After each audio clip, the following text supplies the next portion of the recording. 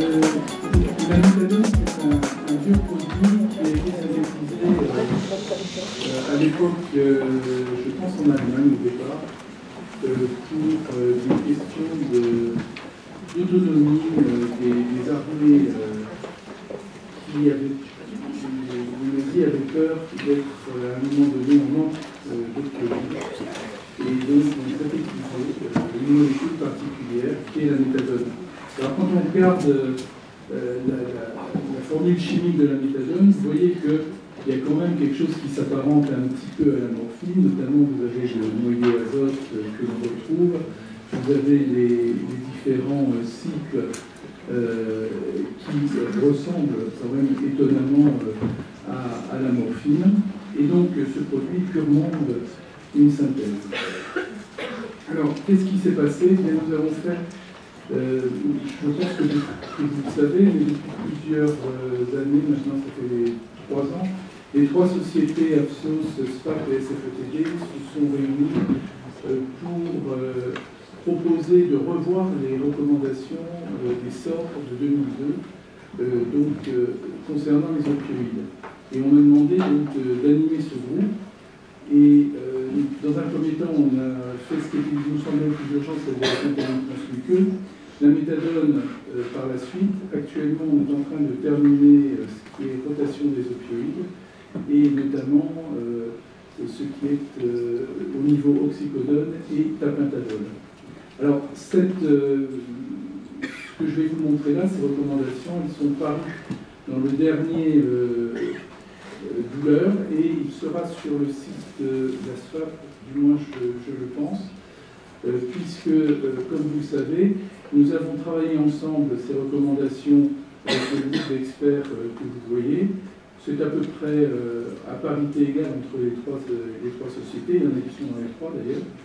Et puis ensuite, une fois le travail fait, nous l'avons envoyé aux experts de chacune des sociétés, qui ont donné leur avis en retour, et donc nous avons inclus leurs remarques concernant ces recommandations. Je dois avouer que autant ça avait été un peu difficile au niveau du fentanyl transmuqueux, autant pour la méthadone, les choses se sont passées relativement simplement, avec une sorte d'accord global dans les 3, au niveau des experts des 3 sociétés. Alors, on rappelle quand même au départ que la méthadone, c'est un opioïde fort qui est synthétique. Ce qui est important, c'est qu'il est agoniste sur les récepteurs mu-opioïdes, qu'il est antagoniste aussi sur les récepteurs NMDA, mais qu'il agirait aussi sur la recapture de la noradrénaline. Donc vous voyez des choses dont on a entendu parler un petit peu tout à l'heure avec le tapentadol, sauf en ce qui concerne le NMDA. Et il y aurait aussi une action moins importante sur la sérotonine. Alors, la méthadone, par son action antagoniste sur les récepteurs NMDA, permettrait à ce moment-là de diminuer cette sensibilisation centrale qui surviennent lorsqu'il y a des stimuli nociceptifs répétés, et qui est à l'origine de modifications dans la plasticité neuronale.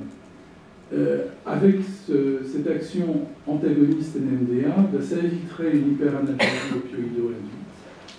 Et d'autre part, il y aurait une action ciblée supplémentaire sur les douleurs de type neuropathique, par l'intermédiaire de cette action d'inhibition de la recapture de la noradrénaline, entre autres.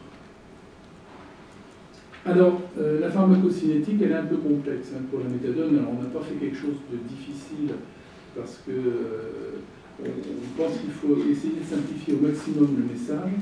Donc, le message, c'est quand on donne une prise de méthadone, on a la surprise d'en retrouver très rapidement dans le sang, 15 à 30 minutes après, et avec des concentrations qui sont relativement élevées. Et le pic plasmatique qui survient entre 2 et 4 heures, c'est presque plus rapide que la morphine.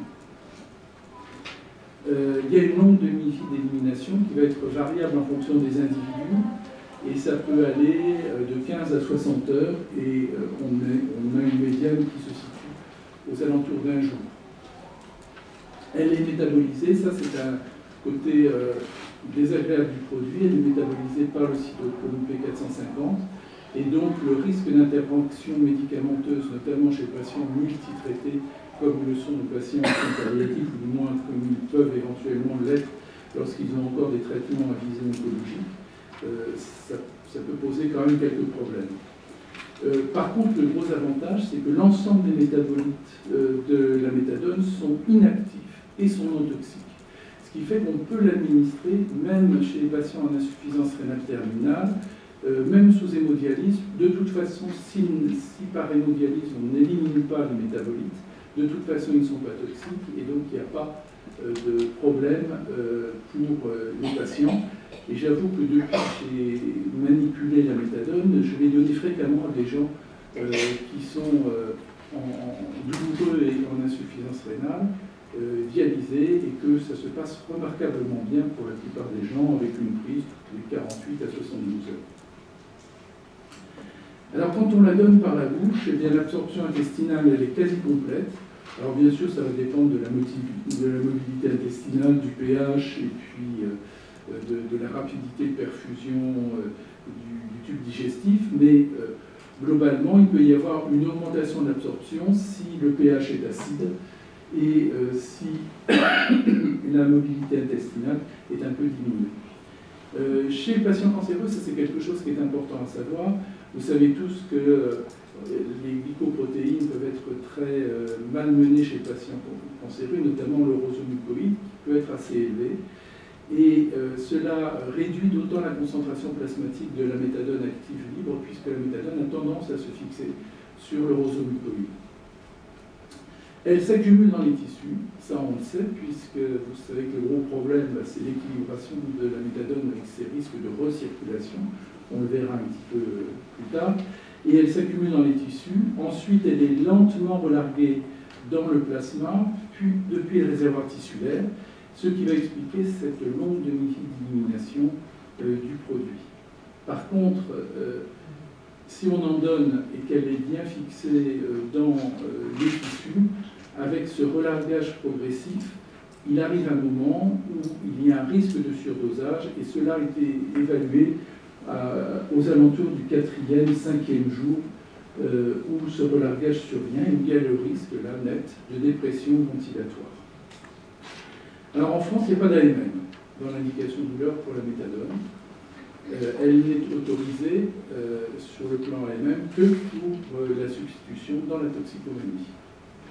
Cependant, on a la chance qu'avant que l'Agence nationale de sécurité du médicament, enfin l'ex-AFSAP, plus exactement, ne disparaisse, eh bien, il y ait eu des recommandations en juin 2010 qui portaient sur les douleurs cancéreuses ovaires et l'utilisation de produits qui étaient plutôt, je dirais, réservés, n'étaient pas autorisés d'abord et étaient utilisés par des équipes qui étaient habituées à manier des produits qui étaient plutôt réservés à l'anesthésie, comme le diprivan par exemple, certains anesthésies, le sulfentanyl et autres.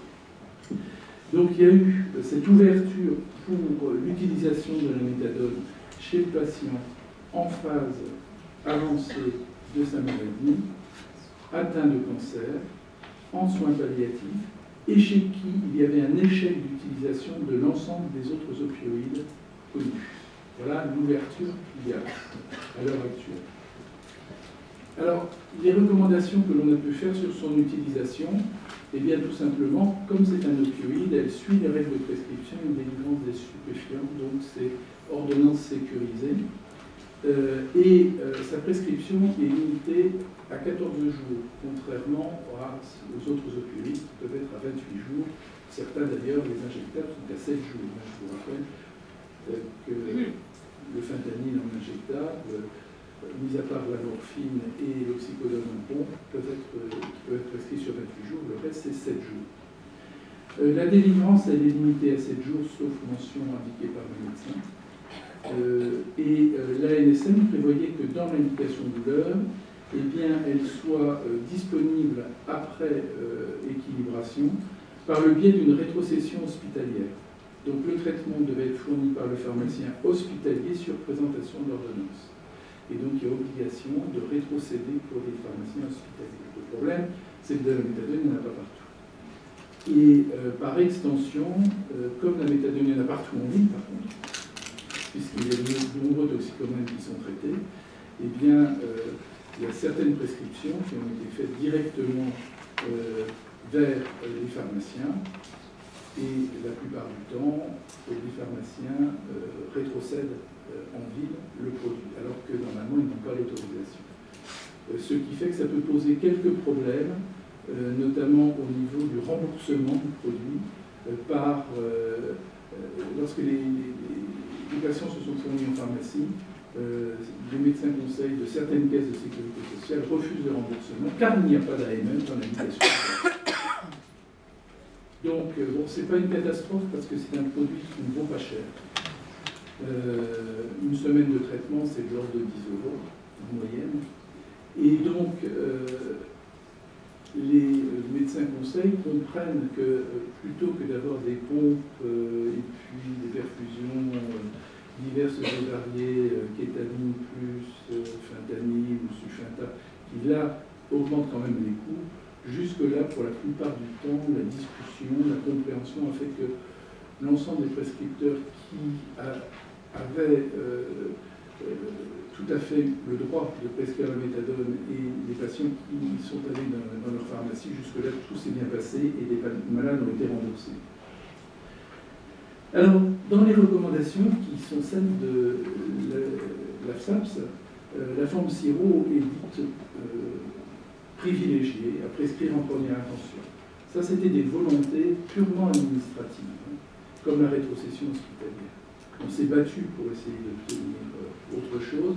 On n'a pas pu l'obtenir en 2010. Ça a été très difficile et plutôt que de ne pas avoir l'autorisation d'avoir la possibilité d'utiliser la méthadone dans des indications comme je vous l'ai donné tout à l'heure, on a préféré s'écraser et accepter ces conditions qui nous étaient imposées par les autorités régulatrices.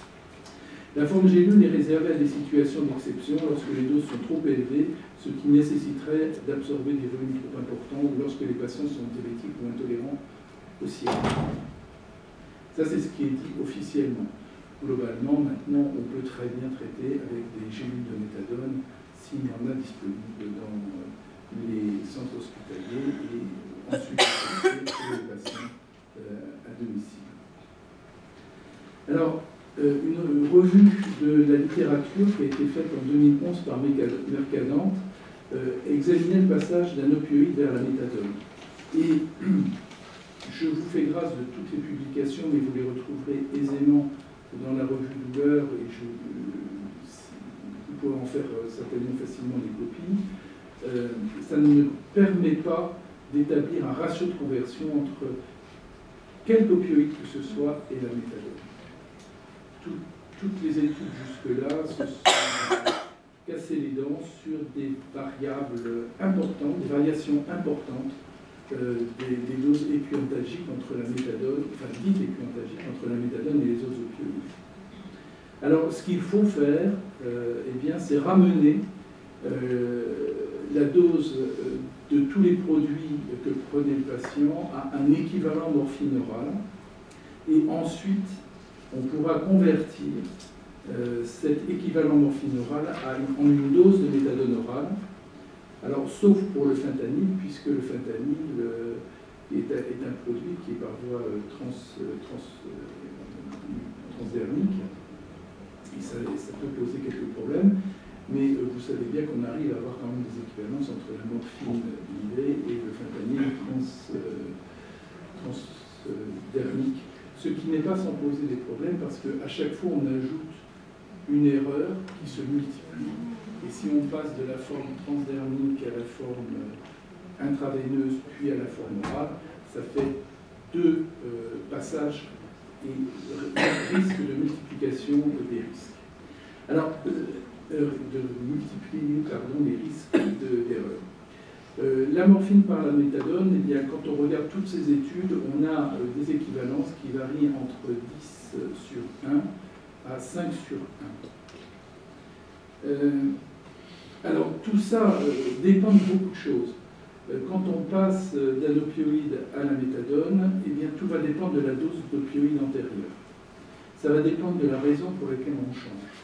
Ça va dépendre du sens dans lequel est effectué le changement, car on sait très bien que quand on passe de la morphine à la méthadone, ce n'est pas la même chose que quand on passe de la méthadone vers la morphine. Et quand on change parce que le produit n'a pas été efficace, le produit antérieur, que ce soit le fentanyl, l'oxycodone, ou la morphine, ou l'hydromorphone, pour les plus prescrits, eh bien, si on change pour une inefficacité de ce produit, le ratio entre les deux serait plus bas. Par contre, si c'est pour effet indésirable, les ratios seraient plus élevés. Donc vous voyez qu'on est dans un espèce de flou et qu'on n'arrive pas à tirer vraiment de conclusion de la part de la littérature. Donc à partir de là, la seule chose que l'on doit penser, c'est qu'il faut faire une titration de la dose de méthadone et repartir presque à zéro. Alors bien sûr, on ne va pas repartir à zéro, parce qu'un patient qui est traité par 600 mg de morphine, ce n'est pas la même chose qu'un patient qui est traité par 60 mg de morphine au niveau de son métabolisme et autres. Donc, il y a des ratios qui ont été donnés et on va les voir. En plus, il y a les modalités de relais qui sont différentes. Parce que pour une majorité des auteurs, eh bien, il faut initier la méthadone après avoir arrêté l'opioïde antérieur. Ce qui n'est pas ce qui a été pratiqué, je dirais, assez couramment en France, selon l'école qui avait été développée par Jean-Michel Lassonnière. Alors, en plus, pas de chevauchement. Pas de chevauchement, ça c'est la majeure partie des publications faites vont dans ce sens. Donc ça veut dire qu'on ne prend pas le produit pendant un certain temps, et qu'on diminue les doses de moitié, comme c'était fait dans certains protocoles, en même temps qu'on prend la méthadone. Et donc, c'est à chaque fois qu'il y a eu des chevauchements qu'il y a eu des accidents de surdosage précoce. Je ne parle pas du surdosage qui survient lors de la période de largage. Donc, il vaut mieux ne pas faire de chevauchement a priori. Et puis, il y a une autre technique qu'on avait développée à l'Institut Gustave Roussy, c'était celui des prises régulières, la prise autocontrôlée par le patient. Alors, on va essayer de voir ce que l'on peut faire là-dessus. Alors, qu'est-ce que l'ensemble des experts et des sociétés se sont penchés sur le problème et voilà ce que l'on a décidé, ce que l'on recommande en France. Donc les experts du groupe de travail préconisent un relais immédiat sans chevauchement. C'est le relais le plus utilisé dans la littérature, mais c'est au prix d'une nouvelle phase de titration. En effet, quand il y a des imprécisions importantes dans les ratios de conversion, on vient de le voir, et donc il ne faut pas partir avec des doses trop élevées de méthadone parce que les risques de surdosage sont là très importants. Les sous-dosages peuvent exposer aussi à un retard du contrôle de la douleur, voire à un syndrome de manque chez certains patients. Ça a été décrit. Et ça a été faussement pris à l'époque comme étant eh bien, un risque qui survenait et pour lequel il fallait à ce moment-là continuer l'opioïde pour lequel que l'on allait arrêter au profit de la méthadone pendant quelques jours et faire ainsi un double traitement pendant quelques jours. Ensuite, il y a une étude qui a été assez décisive, qui est apparue il y a 3 ans, je crois, c'est en 2011. C'est l'étude de Moknès, qui a formellement démontré que l'administration à la demande était préférable lors d'un relais immédiat entre les produits.